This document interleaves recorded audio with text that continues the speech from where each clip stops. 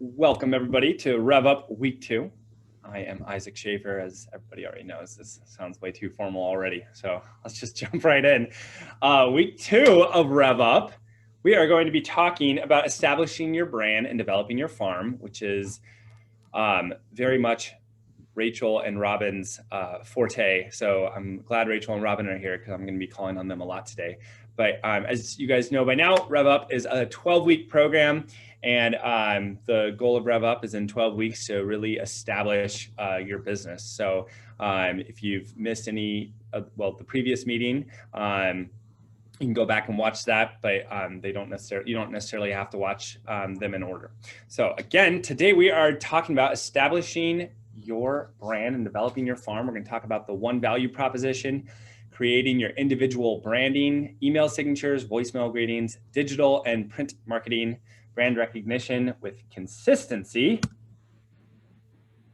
the philosophy of farming, types of farms, researching and choosing your farm, outlining the farm touches, walking your farm, and maintaining your farm. So let's jump right in. A big part about branding is establishing your brand, right? Trying to create a consistent brand so that people will see your logo, or people will see your pitch, and they'll know without even reading a whole post. They'll know who it is because you've already established your brand. You have a look, you have a style, you have a logo that matches your branding. I always use Apple as an example. You can tell an Apple commercial before they say anything about Apple or iPhones or anything, just because they have that look, that style that you just recognize right away. When you are developing your brand, you should establish a one value proposition. That's just a fancy way of saying how are you different from everybody else, right? So why should a client associate themselves with you and your company? What do you provide that's perhaps different than what other people provide, and what makes you unique, right? How do you set yourself apart? So we all have license to sell real estate. We can all help buyers and we can all help sellers. So how are you different from every other real estate agent that says, yeah, I'd love to put a sign out in your yard and sell your home, right? There are, I think right now, over 7,000 agents in Pierce County alone. I think that was the most recent number I saw. So we have a lot of competition. So you got to, so the point of the one value proposition is separating yourself. So Wilson, can I ask you for example, because I think you've done a really good job of this. You've kind of developed a niche. When you're talking to a client for the first time and they say to you, why should I choose you? What would you say? I'm totally putting you on the spot, so no worries if you don't have anything off the top of your head. But how do you separate yourself? Or if you'd like, we can ask Robin her thoughts. So when I talk to a client, I always let them know. So one of the things is, besides my moniker, Win with Wilson, the other thing is that I want them to know that I treat every transaction like my own. So what that means is, what wouldn't I do to make it happen for a seller or a buyer? And that could be anything from, I got to go and put on water tank straps. I got to run out there and get a cleaner out there. I got to, do whatever they need to make it happen. Going out and getting contractors, going out and getting bids. I'll meet the contractor there if they don't have time to go there and meet them themselves. So, a lot of people think you put a sign on it and, yeah, in this market you can sell a shack for $500,000. Well, they're going to find out that doesn't happen anymore here real soon. And so I want the client to feel like if there is something that is keeping them from getting the home listed or getting it sold, that they can tell me and I'll make sure that we get it taken care of. I love that. So you're saying that you tell them, I don't just list your home and and expect offers. I sell your home, right? If we need new flooring in your home, I will get you the flooring contractor and get you the quotes and help you do that.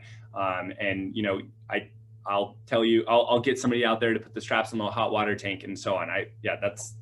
That's a great pitch.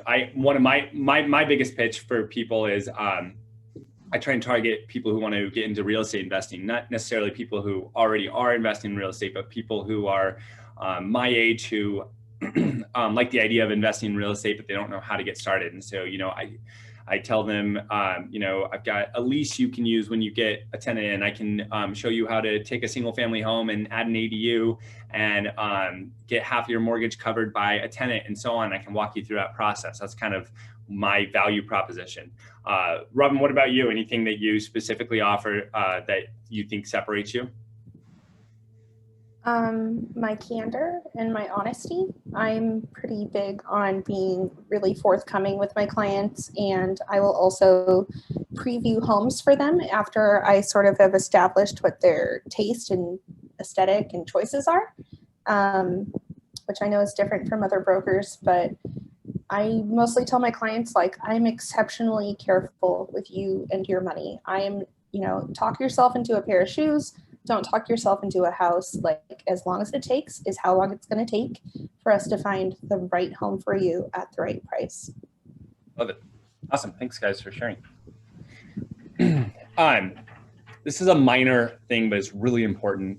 Your email, according to the Department of Licensing, you're required to disclose that you're a licensed real estate broker and what brokerage you're with. So at a minimum, you need to, you know, have your name and Realty One Group turnkey on your email signature. But Realty One Group has this awesome signature that takes like 5 minutes to set up on your email signature. And Robin and Rachel have designed other signatures that look a little different if you want to do something a little more custom. But make sure you have a custom email signature that looks professional, and you know, consider adding your logo on that.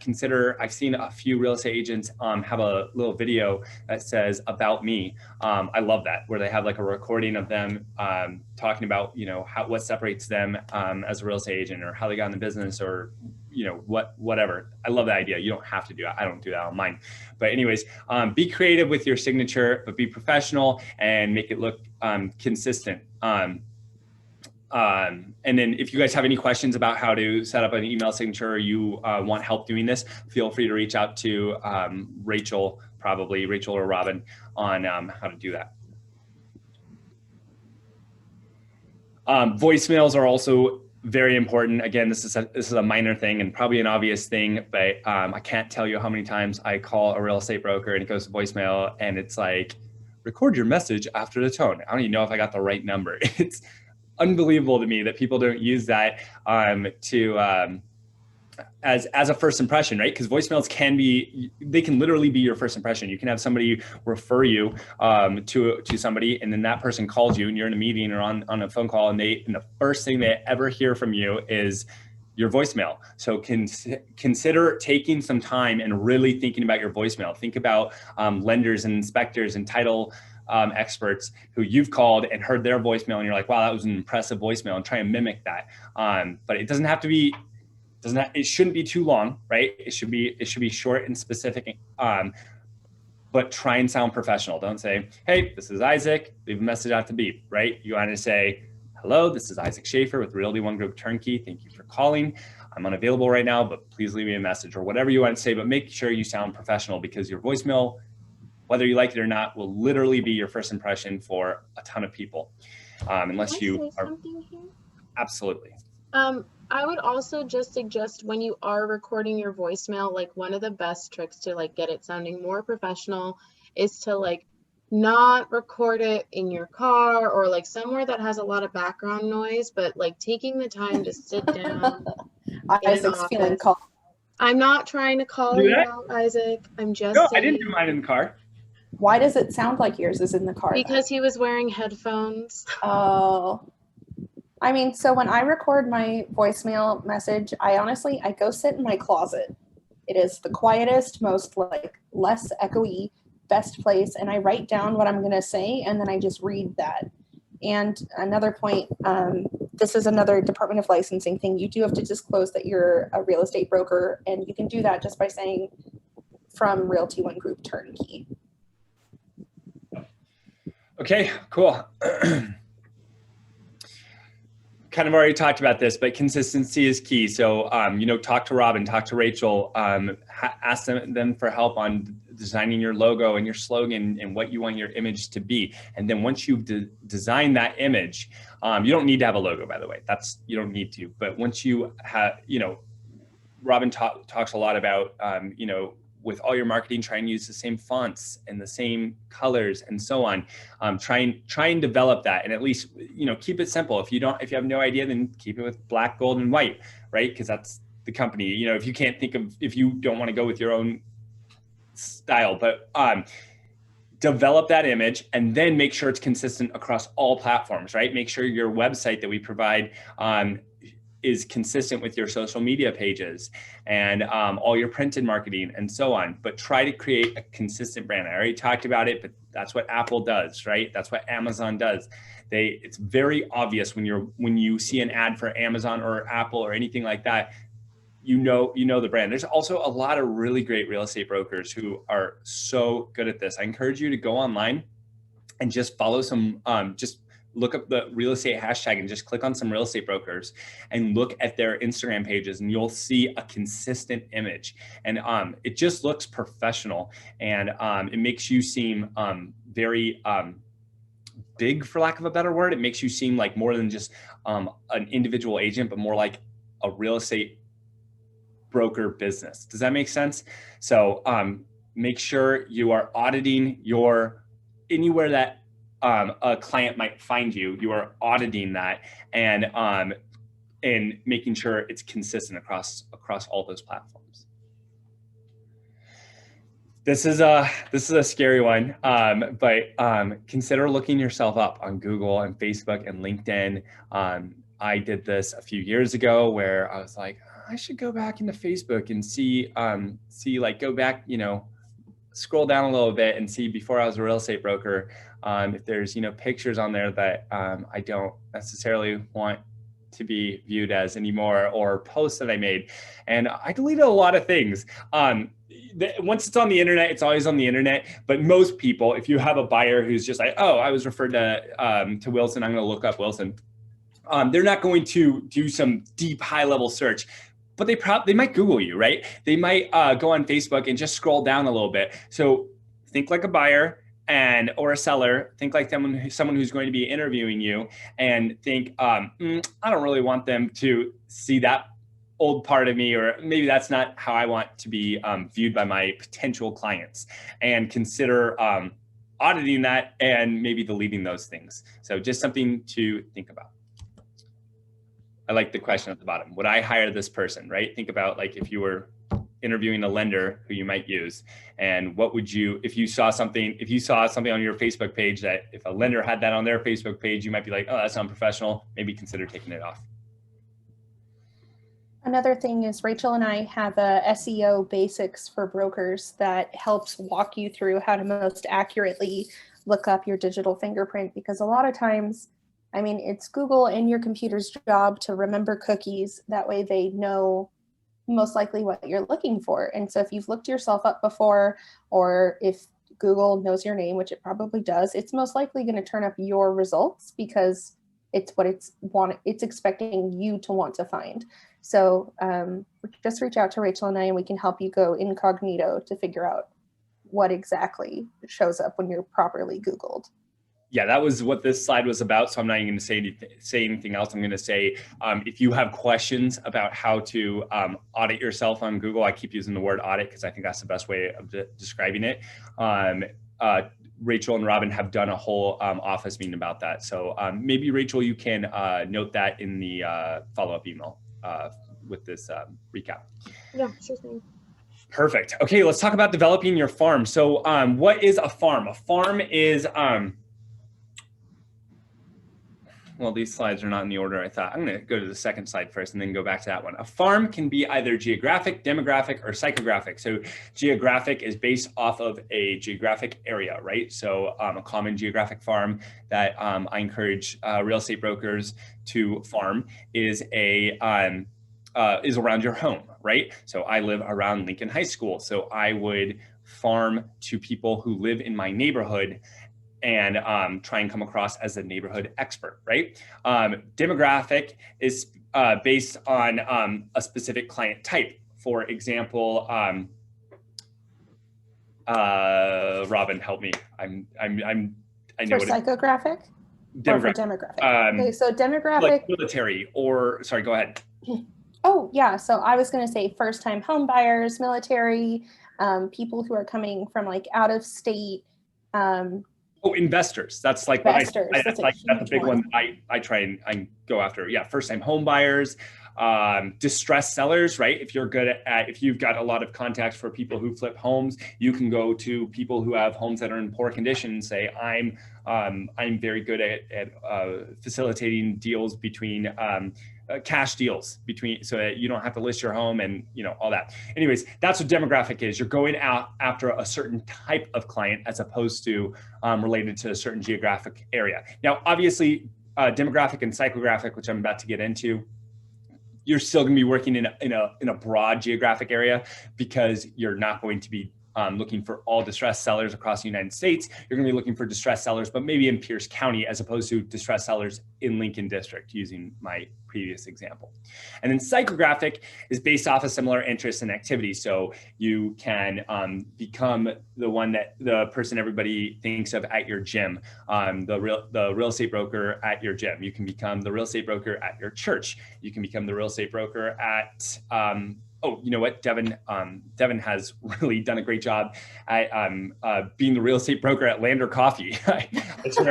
She has her business cards there. She knows the owners there. I see her there all the time. I honestly don't know how she spends so much time there. She must be jittery all the time, but she's done a great job at that. I swear she probably knows most of the regulars there because she sees people there so much. And she's told me that she's gotten clients from there just because people recognize her. Anyways, those are the three type of farms, and you don't have to pick one specific. And the truth is, even if you didn't realize it, you're probably already doing this for the most part, right? Even if you don't, we're going to talk more about what you can do to develop a farm. But even if you aren't thinking about it, you probably already are doing a geographic farm around your neighborhood because you walk around your neighborhood with your dog and your kids or whatever, and you talk to your neighbors and you talk about real estate. So you're already doing a geographic farm around your neighborhood. You're already doing a demographic farm around, like in my case, around home buyers who want to get into investing, or I'm already telling people at my church that I'm a real estate broker. So you're already probably doing these, but the next slides are going to be about how to take them to the next level. Any questions about these types of farms and like the differences between these? That was just my way to get a drink of water. I didn't actually care if anybody had any questions. Just kidding. Okay, so back to the first slide. With a farm, there's 4 steps. You want to plant seeds. That's the analogy for getting yourself out there. And then you want to cultivate and nurture them. We're going to talk a little bit more about how you do this, and then watch it grow and produce. Honestly, this slide could be deleted. Those are obvious, and that's what the next slides are really about. So let's talk about researching the farms that you might want to target. So when researching a farm, there are a lot of different ways to do this. So if we're talking a geographic farm, you can you want to map it out, right? You want to educate yourself on this farm. So you want to look at what the average. I'm going to keep using myself as an example. I farm around Lincoln High School. So you want to look at what are homes selling for in that area, right? How many homes are consistently on the market? What is the inventory like, right? What is the days on market? And what else?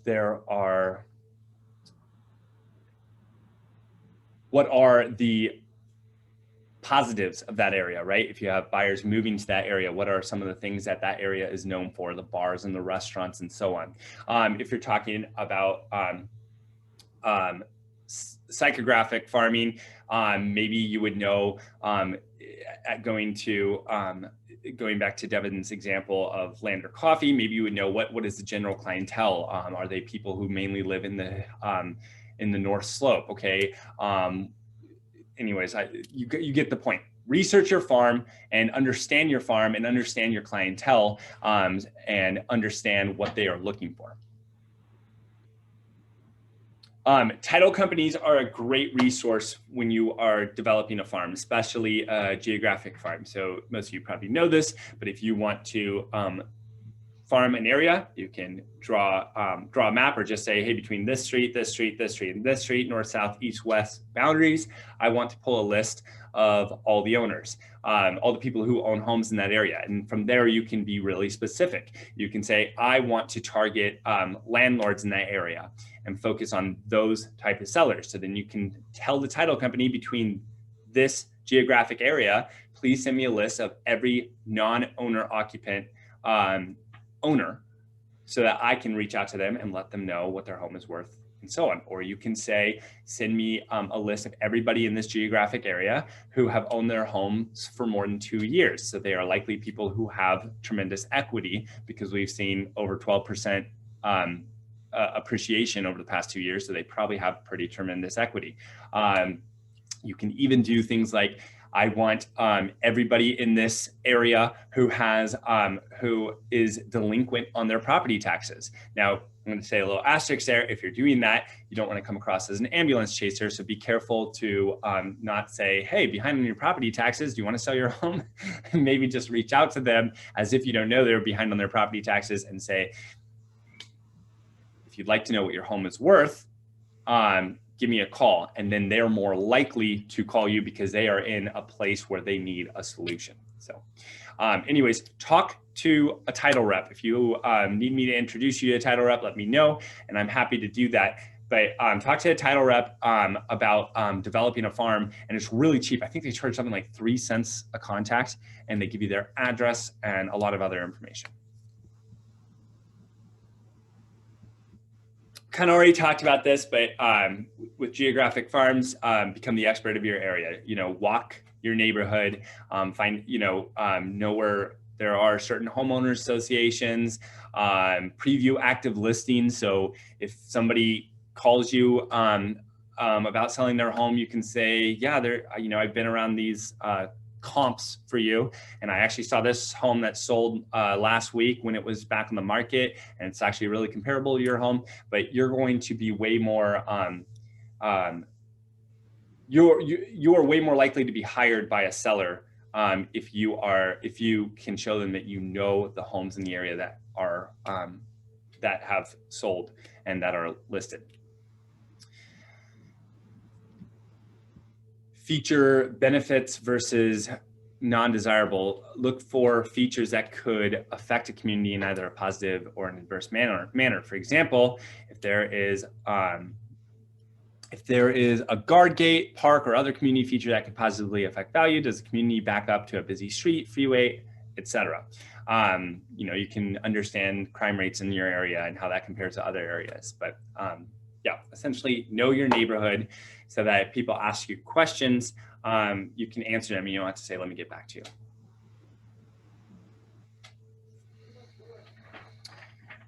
Okay, so developing your marketing material. So these are some ideas of ways you can. So at this point, we've established your farm. Okay, we are going to, again, going back to my example, we are going to be farming around Lincoln High School. So now what's the next step? So start with an introduction letter, right? This could be a letter that you send out to everyone that you're farming in that area that says, hello, I'm Isaac Schaefer. I'm a real estate broker who lives in your neighborhood, and I wanted to introduce myself. Consider sending a monthly newsletter. Monthly newsletter that sounds complicated or like more work than it has to be. It can be very simple. You could every month or every quarter send out a list of all the solds from the previous 90 days or the previous 30 days. and include something that says the average sale price was this, the average days on market was this. That's a monthly newsletter could literally be that simple, and that's great content. Anthony Venturi actually does a real like a full monthly newsletter where he has like a title reps and talk about the market as a whole. He normally has like a coupon for some local restaurant. Anyways, that takes a lot more work, but that's super cool if you can do something like that. But consider a monthly newsletter. Don't overthink it. It doesn't have to be too extensive, but it can again really help establish your brand. Circle prospecting is, again, don't just send out letters, but walk around your neighborhood. And when you see somebody outside and they smile at you, stop and smile at them and ask, how are you doing? How's your day going? And don't necessarily push real estate, just talk to them. And in general, real estate always comes up. Anytime you've seen someone doing home repairs, that's always when I like to reintroduce myself and say hello. Yeah, or working on your yard. Oh my gosh, your yard is so beautiful. I love driving by your home. It's just a gorgeous yard. People love to be complimented, right? So that's what circle prospecting is. Door knocking is also a part of circle prospecting. I know that's a scary phrase, and most people don't like doing that, but that's a manner of circle prospecting. On social media, talk about your farm, right? So Devin also is really good at this. I keep using Devin as an example, but she's always posting. She's also in Lincoln District, and she's always posting about new stores opening and new bars opening and cool community things that are happening in the area. So post about that on social media. And then my pro tip, I am a total social media trying to think of a respectful word. Hermit? Is it hermit? No. I was going somewhere. I am very liberal about my social media friend requests. When I meet anybody and I get their name, even if it's in line at a coffee shop, I ask to be their friend on social media and I follow them on Instagram. A lot of times they don't accept it. That's fine. But the goal of doing that is that you are now capturing them into your database. Now, that's not necessarily now I'm going to solicit them. No, but whenever I am posting on social media about real estate, they're going to see it. Social media is essentially a big CRM, right? And the beautiful part about social media is if you put everybody in a CRM and you send them emails every month, that can often be construed as spam. But when it's social media, and I am just posting on Facebook or Instagram about real estate, I am soliciting them without them thinking I'm soliciting them, because I'm not soliciting them, but they're seeing it, right? It's like a billboard that is going to everyone that you know without costing you anything. So I am a firm believer that if you ever meet somebody and you have somewhat of a connection, ask to be their friend on Facebook, follow them on Instagram. Most people are very flattered to be followed on Instagram. They don't think it's creepy. And worst case they do, and then who cares? They probably were never, they were probably never going to buy a home with you anyway. So it's likely that that's not going to have a negative effect. It's almost always going to have a positive effect. You can also have a popple that'll transfer all your info into their phone, or things like the Haystack business card. So you can send it over to the client so that they can connect with you however they please. If you don't know what Robin's talking about, please reach out to Robin. These are awesome tools that Realty One Group has a discount through Haystack, and then Popple is something that Robin showed us that is super cool. So yeah, definitely talk to Robin about those. And we already talked about market updates. If you don't have content for social media or for your monthly newsletter and so on, just send market updates. Everybody likes to see what's going on in the market. So, okay, let's talk about developing your marketing material. I want to read my notes here. I'm excited. This is like where we're getting into my favorite parts. Well, Robin, how about you talk about this? Because this is more, like you said, this is more your avenue. So I think the biggest and most important strategy that matters with farming and marketing, I see brokers, they're like, oh, I'm going to send out 5,000 postcards this month one time, and then they like burn out of energy. Like having a consistent plan of attack, like you can't build a house without, well, you shouldn't build a house without having a foundation, right? And the same goes with these kind of farming plans. So for example, I'm farming other Realty One Group agents to try and get referral business. And so I've got an Excel spreadsheet with who I've talked to, when I've talked to them, and I've got all of my materials already set. So all I have to do is address envelopes and put them in the mail. Like, set yourself up for success by having a really good plan of attack. We can then get all of your marketing materials in advance. Remember, Black Friday is coming up. Vistaprint's having sales for the holidays. I'm buying, my stuff for next summer in November because I know I've got a campaign planned for next summer. Love it. I want to talk about those last 2 bullet points. They're really, really important. Quality matters. I'm very bad at quality when it comes to marketing material. If I were to make a flyer, it would not look good. I'm just not good at that. That's not a strength of mine. So you are part of an awesome brokerage that has some awesome employees, including Robin and Rachel, who have designed really great marketing.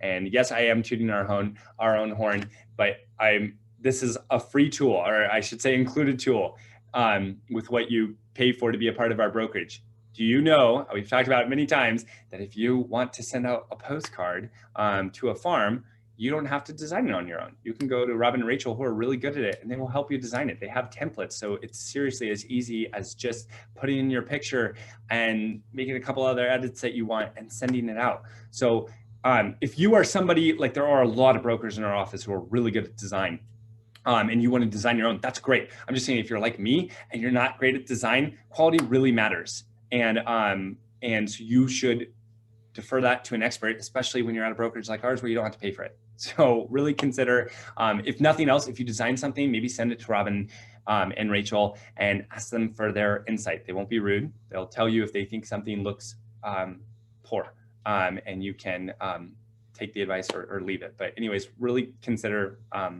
if you're like me, to get advice on that.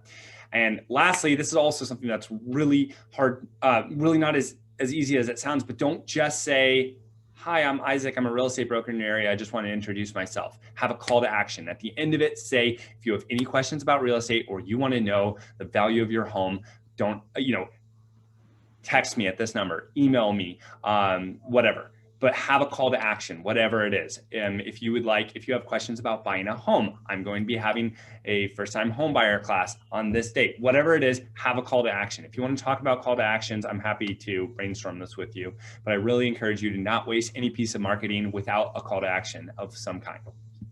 Beyond that, if you go to our Instagram or our Facebook, Rachel and I end pretty much every single caption with a call to action, always. So we've got a bunch of inspiration. If you want to just take what we've said, it's yours for the taking. I will say about printed materials and farm materials, if it's not through a Realty One Group approved vendor, please send me the design. That way I can make sure we're in brand compliance before you send it out. Yeah, thank you for that reminder. Yeah, we the last thing we want is for you to pay for something that does not meet Realty One Group's brand standards, and then they require us to have you change it, and that would cost you money. So obviously that's our goal in doing that. We don't want to micromanage you. We just want to save you having to redo a sign because you did something that doesn't meet Realty One Group or Department of Licensing standards. I think I can skip this slide. We already talked about it. If you're mailing a farm, consider walking the farm. Consider a combination of both. So tips on walking your farm. Be comfortable, but also look professional. That's not always the easiest, but when you walk out your door to go for a walk, consider that you might meet somebody who has questions about real estate. So make sure you don't look like a slob. Consider doing it at effective times, right? If you go at 2 p.m. on a Monday, most people are going to be at work. But if you're out on a Saturday morning, you're much more likely to run into people doing yard work or also walking. Consider having a notepad or tablet with you to take notes so you can remember who to follow up with. This is one I'm terrible at, but have a business card, or again, talk to Robin about Popple. But just really quick, what Popple is, again, talk to her. I don't want to spend too much time on it. It's something that goes on your phone, and then someone can hold their phone next to you, and it will give them a pop-up on their phone. They click on it, and it has all of my information, or all of Robin's information, or all of your information. And it was really cheap, right, Robin? How much was that? $10. Yeah, so like next commission, so it doesn't break the bank. Just kidding. Get a Popple. They're really, really stinking cool. The only problem is the adhesive is not really strong. So Robin, I still have my Popple. I need to like super glue it to my case. They have a card version now, and that's the one I typically use. So I pull a card out of my wallet and they're like, oh, she's gonna give me this card. And then I'm like, can I just touch the back of your phone? And then people think I'm like super techie and novel. Yeah, that's actually a really good point. It is, it's impressive. I remember the first time someone did that to me, I was like, oh, that's cool. Like, that's pretty impressive. That's different. It was kind of separate yourself. Once you've met or spoken with a contact in your farm, you are now connected, right? And this is what I was talking about with social media. Facebook friend them, follow them on Instagram, follow up with them with maybe a handwritten card. Hey, it was great meeting you the other day. Your yard is beautiful. If you ever have questions about real estate, give me a call. But follow up, right?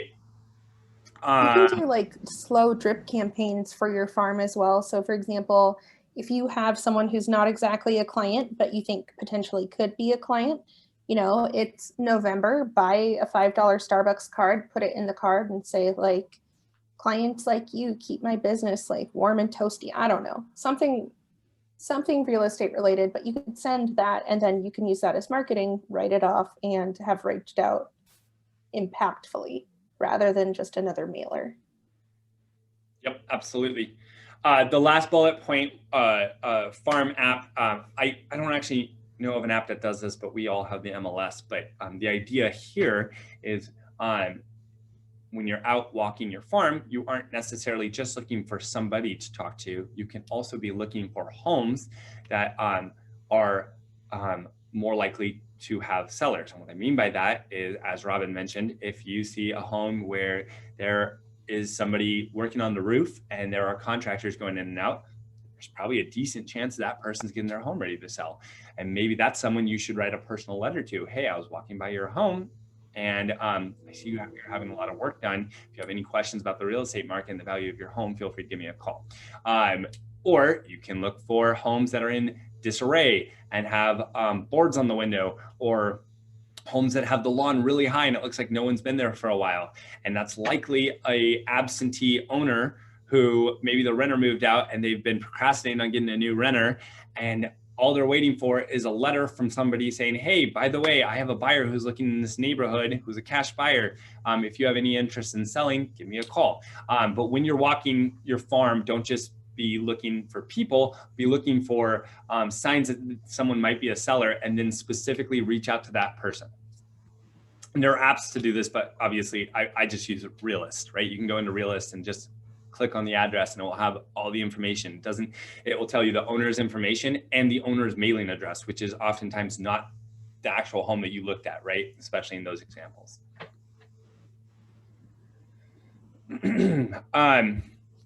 So this says create a document or a spreadsheet to compile pertinent information regarding your farm. Your primary goal in farming is to become an expert in your farming area and to communicate this to people in your farm.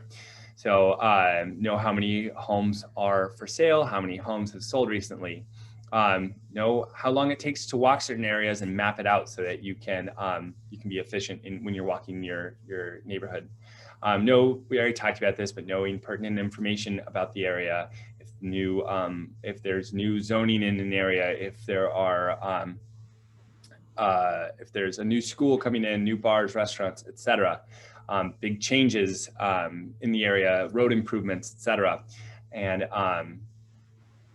look for damages.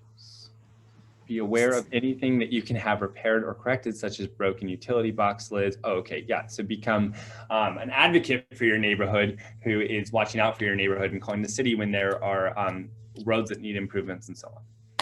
311 in Tacoma. Yep. On top of that, though, something that I do, so I walk the north end sometimes, and the easiest way for me to personalize the content I'm sending to potential clients is I'll use my iPhone and I've got location management on. And so I'll just take like a super quick photo of the property. And that way, like when I get home, it'll show me the address for the property, but then I can remember exclusively what the house and stuff looks like and what the neighbor has done to it. So that's what I've been doing, saying like, oh, I love your Halloween decorations. Like, you're such an asset to our neighborhood. Like, thanks for being a good neighbor, from your local neighbor and real estate agent, Robin. And it's just like Halloween postcards I'm popping in the mail. But if I didn't take pictures, I would not remember by the time I got home. Awesome.